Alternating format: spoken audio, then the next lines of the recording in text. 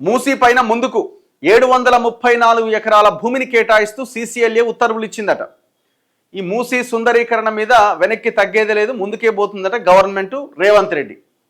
734 ఎకరాల భూమిని కేటాయిస్తూ సీసీఎల్ఏ ఉత్తర్వులు జారీ చేసిందట. వనరుల సమీకరణకు వేగంగా ముందుకు సాగుతున్న ప్రభుత్వం 4100 కోట్ల నిధుల కోసం ఏడీబీతో కొలిక్కొచ్చిన ఒప్పందం. Musi river front development corporation master plan సిద్ధం.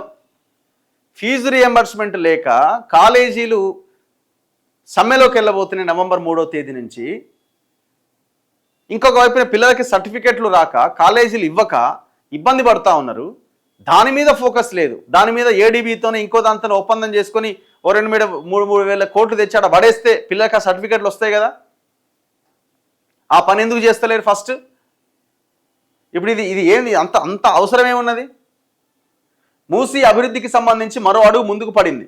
ప్రభుత్వ రంగ సంస్థలకు గతంలో కేటాయించిన 734 ఎకరాల భూమిని Musi river front development corporation లిమిటెడ్కు కేటాయిస్తూ భూ పరిపాలనా ప్రధాన కమిషనర్ లోకేష్ కుమార్ ఉత్తర్వు జారీ చేశారు. దానికి సంబంధించిన జీవో నెంబర్ 138 రిలీజ్ చేశారు.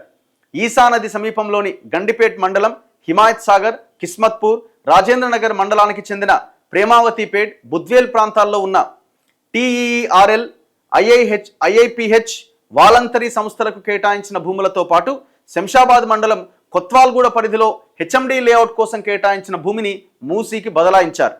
ఏపీ పునర్విభజన చట్టం 10వ షెడ్యూల్ పరిధిలో ఉన్న ఈ భూముల్లో న్యాయపరమైన వివాదాలు, ఇతర నిబంధనలకు లోబడి తదుపరి చర్యలుంటాయని ఆ ఉత్తర్వుల్లో పేర్కొన్నారు.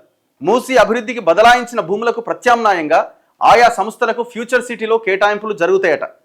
అంటే ఆల్రెడీ ఆ భూములు పలు సంస్థల ద్వారా, ప్రభుత్వ రంగ సంస్థలకు కేటాయించిన భూములు అవన్నీ. సో వాటిని వెనక్కి తీసుకొని ఆ ప్రాంతంలో ఏదో ఏర్పాటు చేస్తారట కదా, ఇప్పుడు అదంతా ఏదో డెవలప్ చేస్తారట. సో దాంట్లో భాగంగా ఆ భూమిని అంతా మూసీకి కేటాయించారు. మూసీ అభివృద్ధికి ఏడీబీ నుంచి రుణం పొందేందుకు, అంటే అప్పు తీసుకునేందుకు కేంద్ర ప్రభుత్వం సూత్రప్రాయంగా అంగీకరించిందట. దీంతో ప్రపంచ బ్యాంకు నుంచి కాకుండా ఏడీబీ ద్వారా 4100 కోట్ల అప్పు తీసుకునేందుకు పురపాలక శాఖ అధికారులు ఒప్పందం చేసుకున్నారు.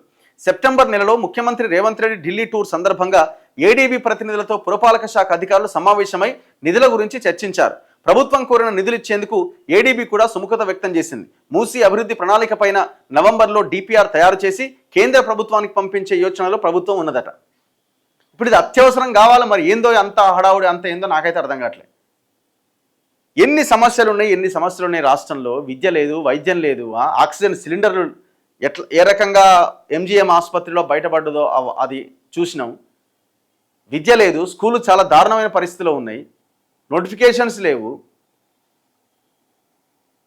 కార్పొరేషన్ లోన్లు లేవు, ఎస్సీ ఎస్టీల బీసీల కార్పొరేషన్ లోన్లు లేవు. ఫస్ట్ వాటి మీద ఫోకస్ చేయొచ్చు కదా. రాష్ట్రం అంత అద్భుతంగా ఉంటే వాటి మీద ఫోకస్ చేయొచ్చు.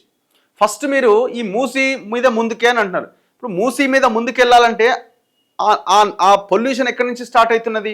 ఫార్మా కంపెనీల నుంచి స్టార్ట్ అవుతున్నది. ఫార్మా కంపెనీల పొల్యూషన్ అందులోకి రాకుండా ఏమన్నా ముందుకు పోయిరా? ఏమైనా అడుగు ముందుకేసిరా? లేదు, ఇంతవరకు లేదు.